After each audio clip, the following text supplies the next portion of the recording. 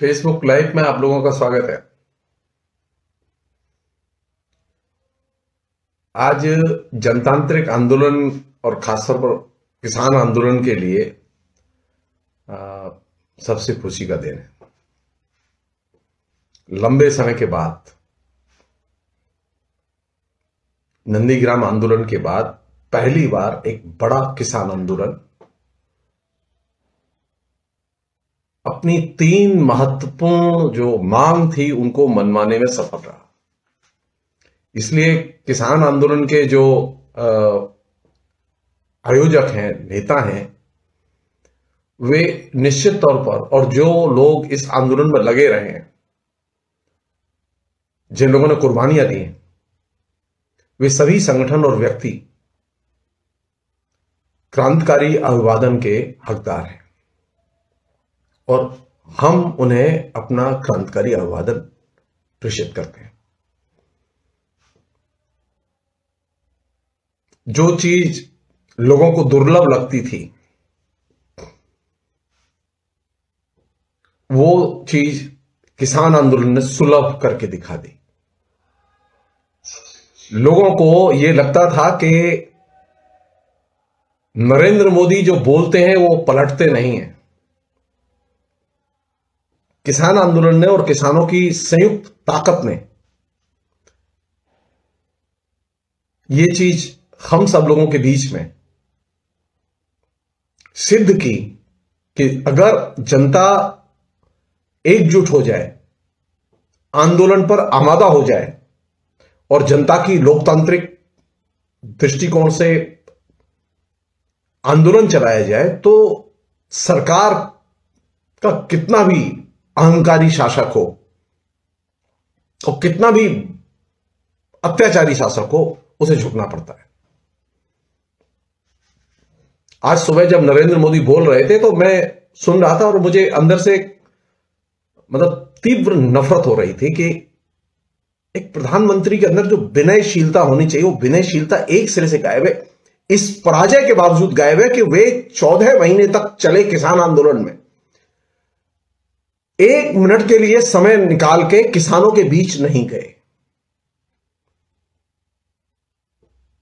वो अपने दूत भेजते रहे, पुलिस वाले गए, मंत्री गए, प्रधानमंत्री ने कभी बात नहीं की। प्रधानमंत्री इतने अहंकारी हैं कि प्रधानमंत्रियों ने किसानों से कभी मिलने की कोशिश ही नहीं की। और वह प्रधानमंत्री जिसके पास में पूर्ण बहुमत, नरेंद्र मोदी आज जिस चीज का दावा कर रहे थे कि वे सत्य निष्ठा के साथ किसानों के हित में वे 3 बिल लाए थे, इससे बड़ा सफेद झूठ हो ही नहीं सकता। नरेंद्र मोदी ये भूल ही गए कि सत्यनिष्ठा जैसी कोई चीज उनके पूरे व्यक्तित्व में और चरित्र में नहीं है। नरेंद्र मोदी के पूरे राजनीतिक व्यक्तित्व और चरित्र की जो बुनावट है, उस बुनावट में झूठ रेशे रेशे में समाई हुई है। नरेंद्र मोदी ने पहले दिन से किसान आंदोलन को कलंकित करने की कोशिश की, झूठ बोला और उनका पूरा का पूरा मीडिया कैंपेन किसान आंदोलन को बदनाम करने में लग गया। यहां तक कि उन्हें राष्ट्रद्रोही तक घोषित किया गया। इतनी अपमानजनक भाषा पहले कभी किसी प्रधानमंत्री ने किसानों के खिलाफ नहीं बोली, जो कि नरेंद्र मोदी और उनके गैंग ने बोली। आंदोलन बहुत हुए,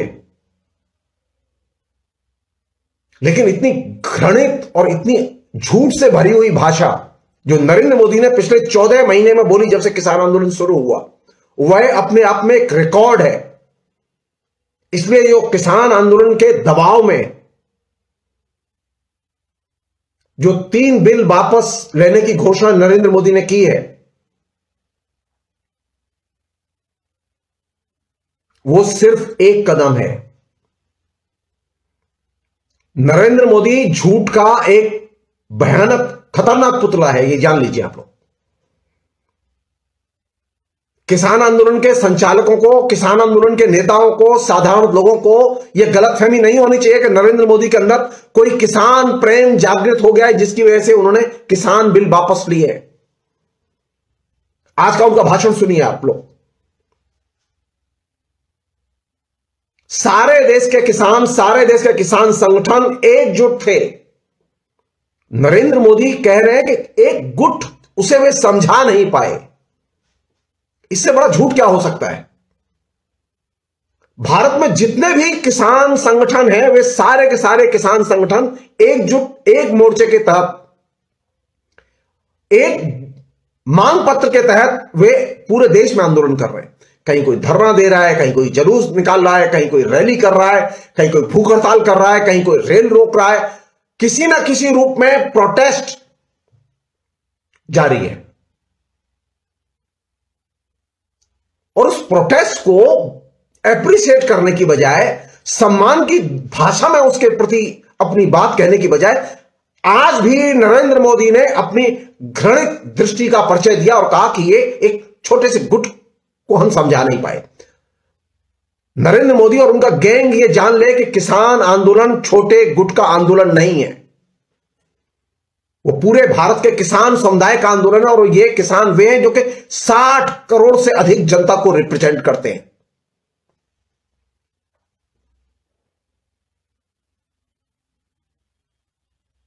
मैं पहले भी कई बार कह चुका हूं इस बात को मैं दोबारा रिपीट करना चाहता हूं कि नरेंद्र मोदी की पूरी मानसिकता किसान विरोधी और जन विरोधी है। नरेंद्र मोदी ने जितने भी आर्थिक कदम पिछले दिनों कोरोना से पहले और कोरोना के दौरान, नोटबंदी के दौरान उठाए, वे सारे के सारे उनसे किसानों का सबसे ज्यादा अहित हुआ। और आज स्थिति क्या है? आज स्थिति है कि 80 करोड़ लोग बिना खाए रहते हैं हिंदुस्तान में। सरकार का राशन मिलता है जरा सा 5 किलो महीने के लिए, एक आदमी के लिए। अब आप सोचिए, एक आदमी 5 किलो के राशन को कैसे खाएगा? आग के लिए पैसा नहीं, ईंधन के लिए पैसा नहीं, सब्जी के लिए पैसा नहीं, कहीं रोजगार नहीं। और वह नरेंद्र मोदी ये कहें कि वे किसानों के लिए सत्य निष्ठा से काम करते रहे हैं, इससे बड़ा झूठ हो ही नहीं सकता।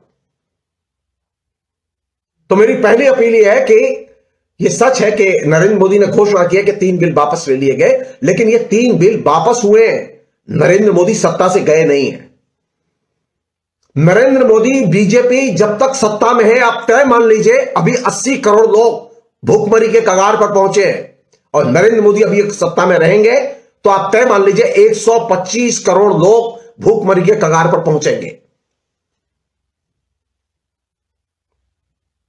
तो हिंदुस्तान की हिस्ट्री में यह पहला प्रधानमंत्री है जिसने डे 1 से झूठ बोला।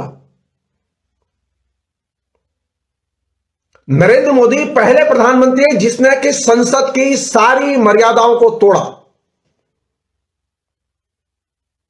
किसान बिल पर संसदीय प्रवर समिति को किसान बिल सौंपे नहीं गए।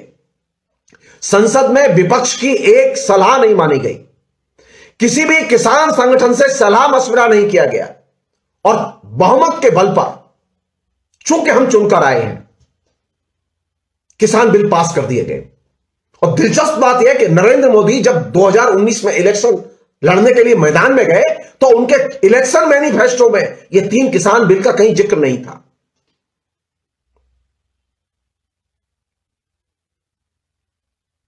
कहने का आशय है, नरेंद्र मोदी की लोकतंत्र में कोई आस्था नहीं है। और सबसे आश्चर्य की बात जो आज हुई, नरेंद्र मोदी ने अपनी कैबिनेट की मीटिंग नहीं बुलाई, बीजेपी के एग्जीक्यूटिव की मीटिंग नहीं बुलाई, उसमें डिस्कस नहीं किया कि वो किसान बिल वापस लड़ने जा रहे हैं। इसका मतलब है नरेंद्र मोदी के लिए बीजेपी का एक दल के तौर पर, सिर्फ प्रोपेगेंडा के लिए इस्तेमाल के तौर पर, एक बैनर के तौर पर एक महत्व है। लोकतांत्रिक कोई महत्व नहीं है। मैं पहले भी कह चुका हूं कि नरेंद्र मोदी ने ये 3 बिल बीजेपी की एग्जीक्यूटिव में डिस्कस नहीं किए। तो जो व्यक्ति अपने संगठन की एग्जीक्यूटिव में डिस्कस नहीं करे, अपने सांसदों से डिस्कस नहीं करे और वो सीधे बिल ऑर्डिनेंस के तौर पर जारी कर दे, उससे ज्यादा अलोकतांत्रिक व्यक्ति तो कोई हो ही नहीं सकता। किसानों के अदम्य उत्साह और कुर्बानी, सैकड़ों किसानों के ऊपर अभी भी केस लगे हुए हैं। आप जान लीजिए, उत्तराखंड से लेकर उत्तर प्रदेश तक। नरेंद्र मोदी ने उन किसानों के केस वापस लिए जाएंगे, इसके बारे में एक शब्द नहीं बोला है।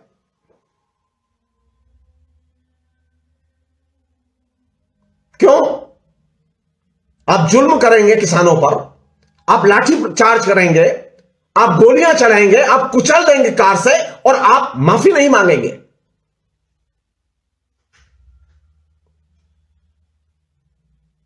किसान माफ नहीं कर सकते। किसान अहिंसक हैं, लेकिन किसान माफ नहीं कर सकते। किसानों की यह जिम्मेदारी बनती है कि जिस तरह से उन्होंने किसान आंदोलन को एकजुट किया है, उसी तरह वे किसानों को एकजुट करके सारे के सारे इलाके दखल करें और बीजेपी को गांव गांव बेदखल किया जाए। बीजेपी रहेगी तो आप तय मान लीजिए ये किसान बिल फिर वापस आएंगे। नरेंद्र मोदी और योगी रहेंगे तो ये किसान बिल फिर वापस आएंगे। यह आपकी ताकत, इलेक्शन का दबाव है। और घंटी बज चुकी थी बंगाल में। बंगाल के इलेक्शन ने जो मैसेज दिया था वो बहुत साफ था कि अब बिल कभी जीवन में नहीं आएंगे और नरेंद्र मोदी अब दोबारा लौटकर नहीं आएंगे, क्योंकि नरेंद्र मोदी ने अपनी सारी ताकत बंगाल में झोंक दी थी।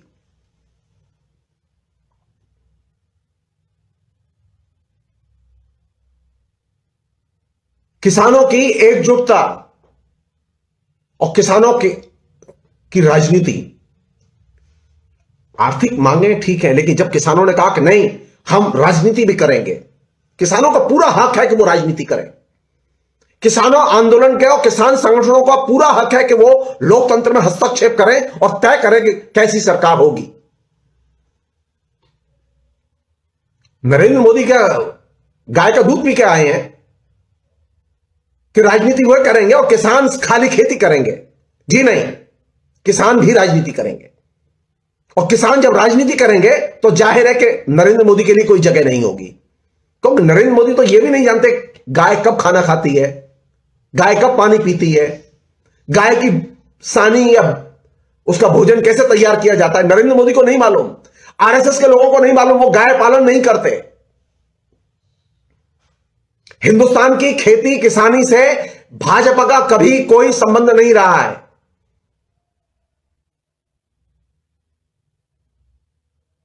लेकिन पिछले 7 साल में नरेंद्र मोदी ने एक गिफ्ट किसानों को दी है।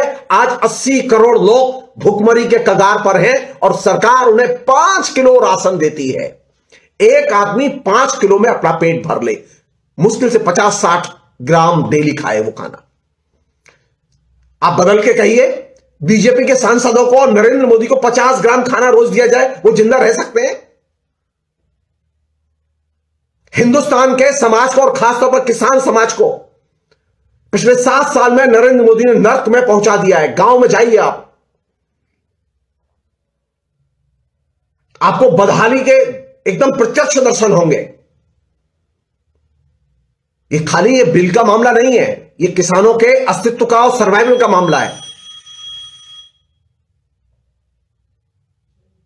तो नरेंद्र मोदी के पास में इकोनॉमी को रिवाइव करने का कोई मुहावरा नहीं है, कोई नीति नहीं है, कोई दृष्टिकोण नहीं है।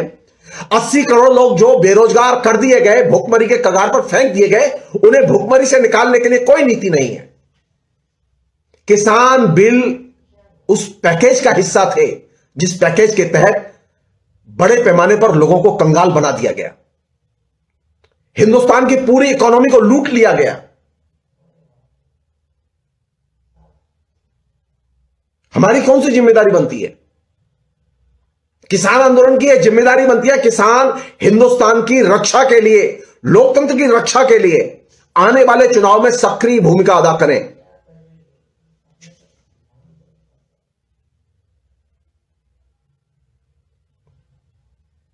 अभी कई चीजें बाकी हैं, कई चीजें बाकी हैं। नरेंद्र मोदी ने उनको लागू नहीं किया है। पराली को लेकर जो झूठे केस बनाए गए थे, जो फाइन किए गए थे, वो अभी खत्म नहीं हुए हैं। घोषणा की गई थी खाली।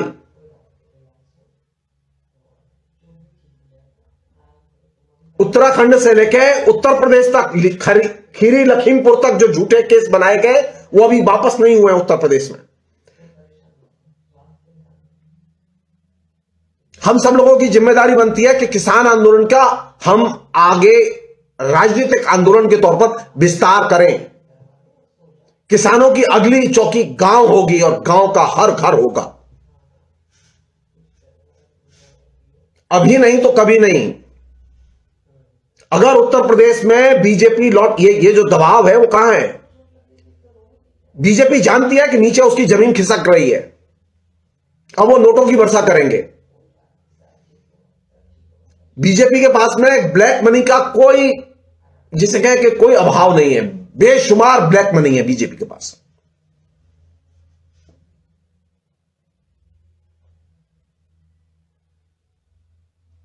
सवाल यह है कि 3 बिल वापसी के बाद, अभी 3 बिल वापसी की घोषणा हुई है, वापस नहीं हुए।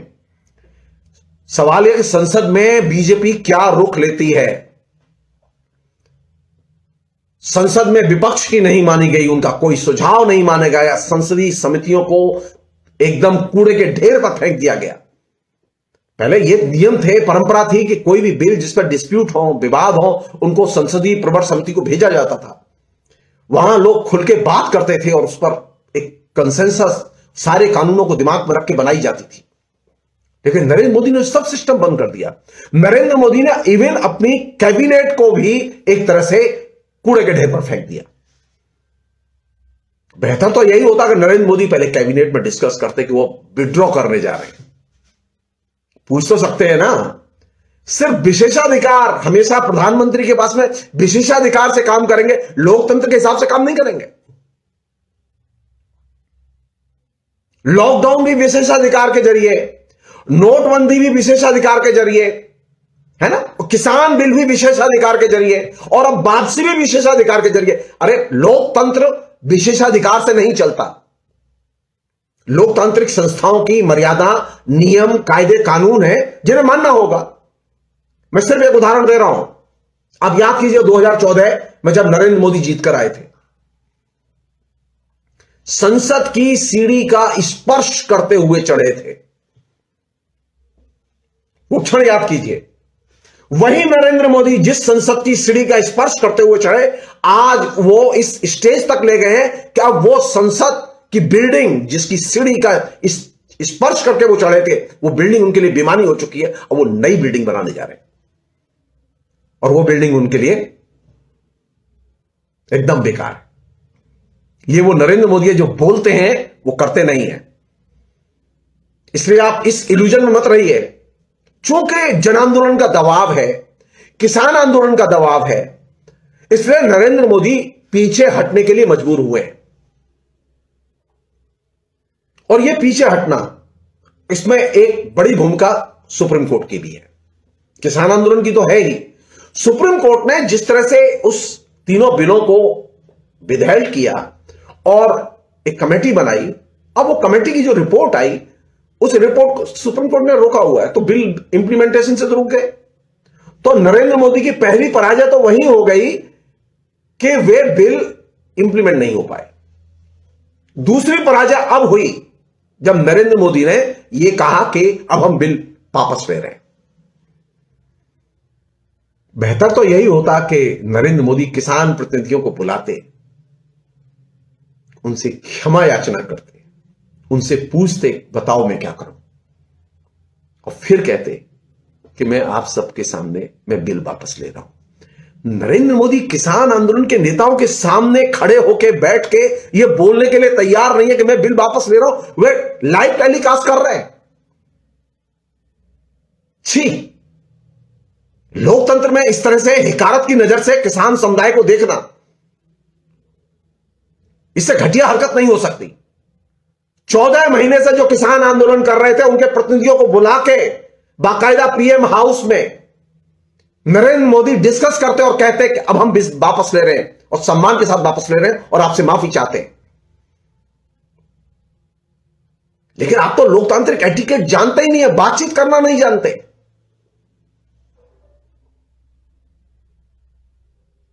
किसने बाधा दी थी? नरेंद्र मोदी को किसने बाधा दी थी किसानों को बुला के सीधे कहने से? किसानों को, संगठनों को बुला के बोलने से ज्यादा अच्छा होता या ये लाइव टेलीकास्ट करने से अच्छा हुआ? इसका सिर्फ एक मैसेज है, नरेंद्र मोदी किसानों को लाइक नहीं करते, वो चाहे जितना बोले। आरएसएस के लोग किसानों को लाइक नहीं करते, वो चाहे जितना बोले।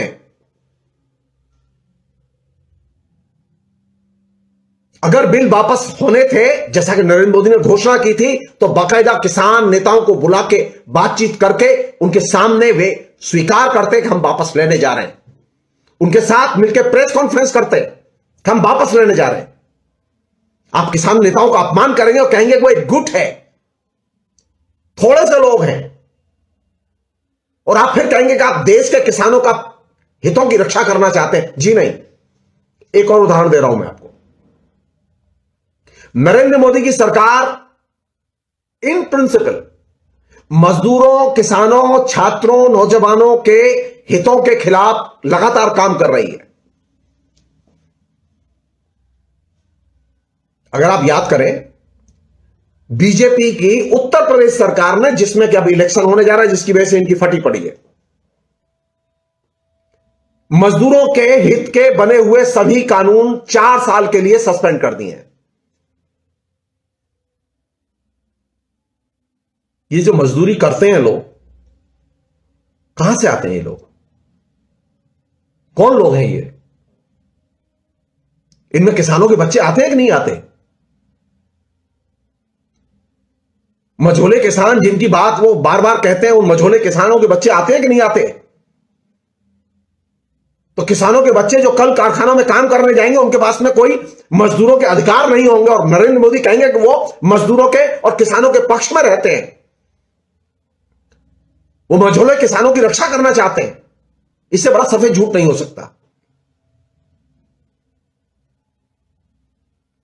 नरेंद्र मोदी ने बाकायदा सुनियोजित ढंग से, बीजेपी की सरकारों ने सुनियोजित ढंग से अपने अपने राज्यों में मजदूरों के सभी कानून कहीं 3 साल के लिए, कहीं 4 साल के लिए स्थगित कर दिए हैं।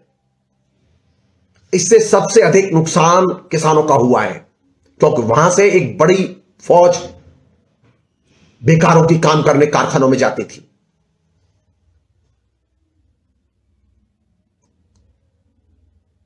मेरी किसान संगठनों से अपील है, अनुरोध है कि वे जो जज्बा और जो हौसला उन्होंने इस किसान आंदोलन के जरिए पैदा किया है, उसका बाकायदा राजनीतिक रूपांतरण होना चाहिए। किसान राजनीति करें और इलाका दखल करके राजनीति करें। अब किसानों के इलाके किसानों के हितों के रक्षा के लिए होंगे, और उनके लिए होंगे जो हर हर महादेव और अल्लाह अकबर एक साथ बोलते थे। उनके लिए नहीं होंगे जो इस्लाम के खिलाफ में जहर उगलते हो, उनके लिए नहीं होंगे वो इलाके जो मुसलमानों के खिलाफ जहर उगलते हो। मुजफ्फरनगर की पंचायत ने, जो महापंचायत ने जो कॉल दिया है, वो कॉल नीचे लागू होना चाहिए। बीजेपी के पास में कोई अस्त्र नहीं है सिवाय विभाजित करने के और ब्लैक का पैसा बांटने के। बीजेपी ने एक बिल्कुल जो तंत्र खड़ा किया है, वो सारा का सारा तंत्र दलालों और माफियाओं का तंत्र खड़ा किया है नीचे। मैं सिर्फ एक उदाहरण दे रहा हूं। दूसरा, नरेंद्र मोदी के किसान विरोधी दृष्टिकोण का, मनरेगा की योजना किसानों के बीच में पूरी तरह ठप पड़ी है। इस भयानक अभाव की स्थिति में, जहां 80 करोड़ लोग भूखमरी के कगार पर ठेल दिए गए हो, मनरेगा को एकदम दलालों के हवाले कर दिया गया है। अब मनरेगा के जरिए जो व्यक्ति काम पाता है, उसे कम से कम 150 रुपया, उससे ज्यादा भी हो सकता है, 150 रुपया कम से कम उसे दलाल को देना पड़ता है, तब उसे काम मिलता है। ये किसानों की सेवा कर रहे हैं नरेंद्र मोदी और उनके लोग? जी नहीं। नरेंद्र मोदी ने गन्ना किसानों का बकाया 7,000 करोड़ रुपया अभी तक भुगतान नहीं किया है, उनकी सरकार ने भुगतान नहीं किया है।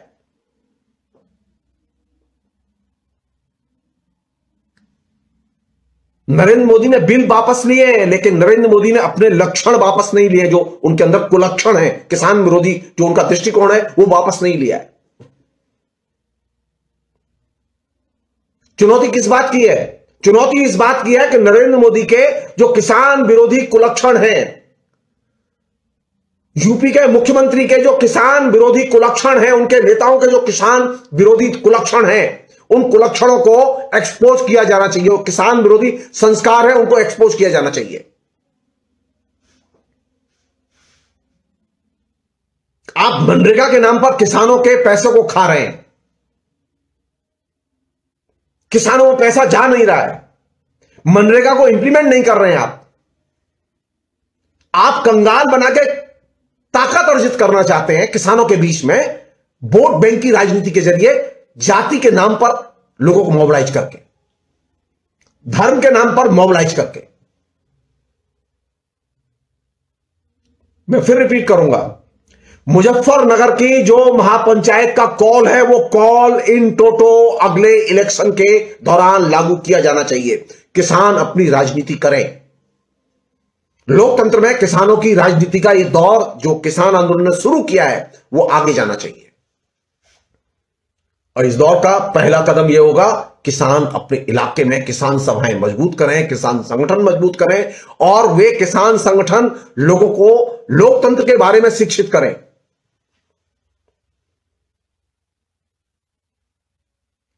जिसे कहते हैं ना, इनफ इज इनफ। आपने बीजेपी को 2 बार वोट दिया। अधिकतर किसानों ने यह बात टेलीविजन पर एक्सेप्ट की कि वे किसान नेता जो आए हैं, उनमें से अधिकतर ने दोनों बार 2014 में, 2019 में, इवन यूपी के इलेक्शन में बीजेपी को वोट दिया था। उसका नेट रिजल्ट किसान विरोधी निकला है। और आज 80 करोड़ लोग भूखमरी के शिकार हैं। इन 80 करोड़ लोगों के बारे में नरेंद्र मोदी के पास में एक शब्द नहीं है। नरेंद्र मोदी टुकड़ा फेंक रहे हैं। 5 किलो राशन से पेट नहीं भरता नरेंद्र मोदी। अगर 5 किलो राशन से पेट भरता है तो आप खुद अपना 5 किलो राशन से पेट भर के सिर्फ दिखा दीजिए।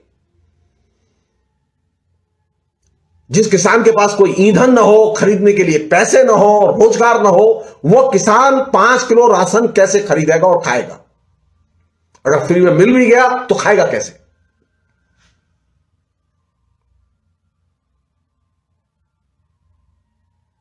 तो नरेंद्र मोदी घोषणा पर किसी इल्यूजन में आने की जरूरत नहीं है।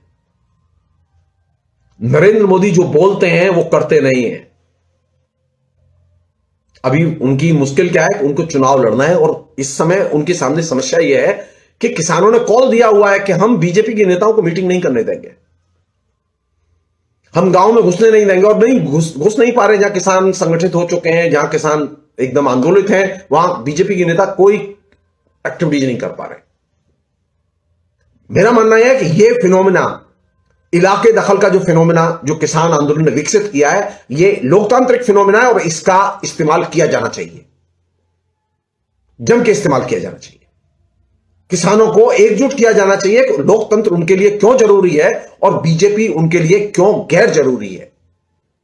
बीजेपी सिर्फ सांप्रदायिक पार्टी ही नहीं है, बीजेपी घनघोर किसान विरोधी पार्टी है।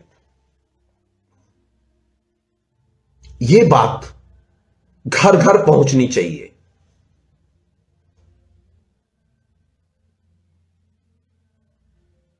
और आखिरी चीज, अब आपके पीछे मीडिया की जो वर्षा होगी, उस वर्षा को आप संभालें।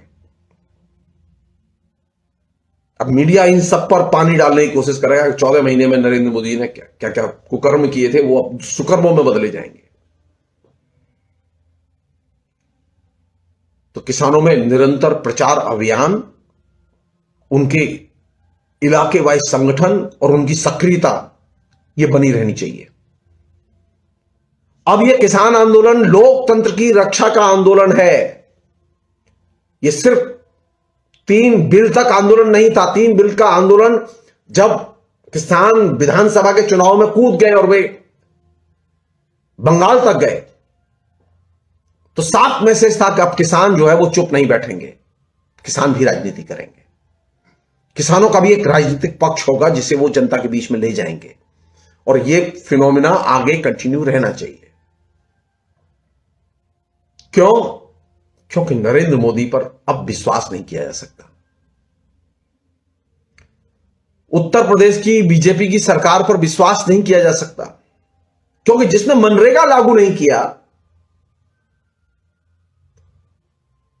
जिसने किसानों के बिजली के बिल माफ नहीं किए। उत्तर प्रदेश में हिंदुस्तान में सबसे महंगी बिजली है जो किसानों को देनी पड़ती है। और आप जान लीजिए, उत्तर प्रदेश की सरकार का किसान विरोधी दृष्टिकोण का एक छोटा सा उदाहरण दे रहा हूं मैं आपको। किसान सारी रात जग के अपनी फसलों की देखभाल करते रहते हैं। गांव में नीलगांव गाय के उपद्रव, उनसे फसल बचाना, बिगड़ैल सांडों के उपद्रव, उनसे फसल बचाना। गांव में यह नियम बना दिया गया कि किसान अपनी बाउंड्रीज पर, अपनी खेत की बाउंड्रीज पर कांटे नहीं लगा सकते। कांटे लगाएंगे तो उनके ऊपर फाइन हो जाएगा। तो जो सरकार नील गाय नहीं रोक पा रही है और किसानों की फसल को बचने से नहीं रोक पा रही है, जो सरकार, अगर नरेंद्र मोदी की बात माने तो नरेंद्र मोदी से सवाल किया जाना चाहिए। अभी पिछले दिनों बरसात हुई, बड़े पैमाने पर किसानों की फसल नष्ट हो गई। नरेंद्र मोदी ने एक फूटी कौड़ी राहत राशि की किसानों के लिए जारी नहीं की। कई हजार करोड़ रुपए की फसल नष्ट हुई है इस बीच में। तो इस भ्रम में नहीं रहना चाहिए कि नरेंद्र मोदी ने कहा कि मैं सत्यनिष्ठा के साथ किसानों के हित में काम कर रहा हूं। जी नहीं, आपकी सत्यनिष्ठा सिर्फ कारपोरेट हाउसेस के प्रति है, किसानों के प्रति नहीं है। कारपोरेट हाउसेस के लिए आप सत्यनिष्ठा के साथ काम कर रहे हैं, यह बात सच है। किसानों के लिए नहीं कर रहे। किसानों के लिए अगर कर रहे होते तो आप नीलगाय पकड़ के दिखा देते, आप मनरेगा को ईमानदारी से लागू करते, आप प्रत्येक किसान परिवार को, आप प्रत्येक मेंबर को आप 10-10 हजार रुपया महीना देते, हम देखते आपको। कोरोना पीरियड में सबसे बुरी स्थिति किसानों की हुई है। सारा धंधा चौपट हो चुका है। डेली वेज पर काम करने वाले लोग भुखमरी में जी रहे हैं। इसलिए प्लीज, किसान आंदोलन का अब एक बड़ा दायित्व का दायरा खुलता है, और वह है लोकतंत्र की रक्षा और लोकतंत्र के विस्तार का दायरा। और मैं उम्मीद करता हूं कि किसान आने वाले समय में जो विधानसभा चुनाव आएंगे उसमें अपनी लोकतांत्रिक भूमिका और ज्यादा प्रभावशाली और आक्रामक ढंग से निभाएंगे। हिंदुस्तान में भारतीय जनता पार्टी के लिए, हिंदुस्तान के गांवों में भारतीय जनता पार्टी के लिए कोई जगह नहीं होनी चाहिए। एक ही कॉल होना चाहिए, राम की शरण में जाओ, राजनीति छोड़ो, भगवान का भजन करो।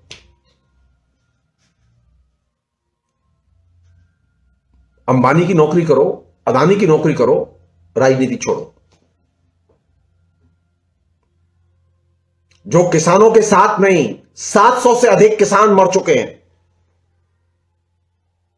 नरेंद्र मोदी की कैबिनेट का एक भी व्यक्ति किसी भी किसान के घर दुख व्यक्त करने नहीं गया।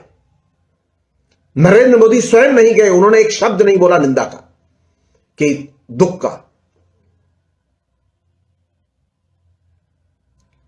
शर्मनाक है ये कि 700 से अधिक किसान मर जाएं और आप कि इतनी बड़ी फौज आपके पास में, इतना बड़ा अमला आपके पास में, और आप किसी के यहां जाके दुख व्यक्त न करें।